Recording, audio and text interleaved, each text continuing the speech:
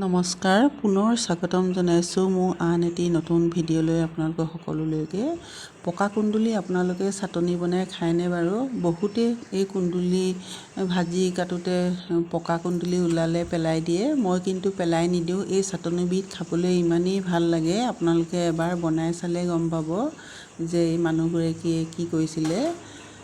মই কুন্দুলি কেইটামান ধুনীয়াকৈ চফা কৰি ধুই ফালি এনেকৈ অকণমান তেল দি পেন এখনত ভাজি লওঁ।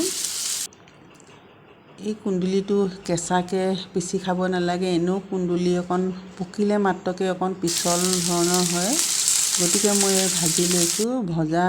ভাজি ল'ব লাগে চাটনি বনাওঁতে।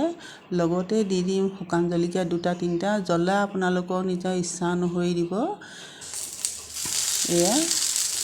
এনেকৈ লুটিয়াই দিছোঁ। ইলুটি কৰি মই এনেকৈ অলপ সময় ভাজি লওঁ। তেতিয়া সিজি যাব কুন্দুলিখিনি। একেবাৰে পূৰা নিসিজিলেও হ'ব, তল ওপৰত অকণমান সিজিব লাগিব, তেতিয়াহে পিছল ভাৱটো যাবগৈ কুন্দুলি। মোৰ হৈয়ে গৈছে। এইখিনি এতিয়া মই নমাই ল'ম। খাবলৈ বিৰাটেই ভাল লাগে। আপোনালোকে মই বনোৱা ধৰণে যদিহে খোৱা নাই এবাৰ বনাই চাবচোন। এইখিনি নমাই মই ঠাণ্ডা কৰি মিহিকৈ মিক্সি জাৰ এটাত মই পিচি ল'ম। আপোনালোকে পটাটো পিচি খাব পাৰিব। চাওক, এতিয়া মই এইখিনি পিচি ল'ম। পিছাৰ পিছত এই চাটনিখনৰ আৰু এবিধ বস্তু দিব লাগে, আপোনালোকক মই দেখুৱাই আছোঁ।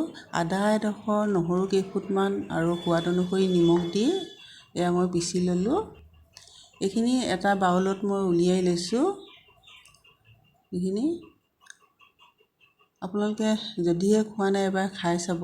ভিডিঅ'টো ভাল লাগিলে লাইক এটা কৰিব, ছাবস্ক্ৰাইব কৰিব। ভাল লাগিলে বন্ধুবৰ্গলৈ আপোনালোকে শ্বেয়াৰ কৰি দিব। পেন এখন গৰম কৰি তাতে মই এচামুচ ক'লা সৰিয়হ লৈছোঁ, নৰসিংহ পাত কেইখিলামান, জলকীয়া 2-3টা। এইকেইটা বস্তু লাগিবই, তেতিয়াহে চাটনিখন বিৰাট ভাল লাগে খাই।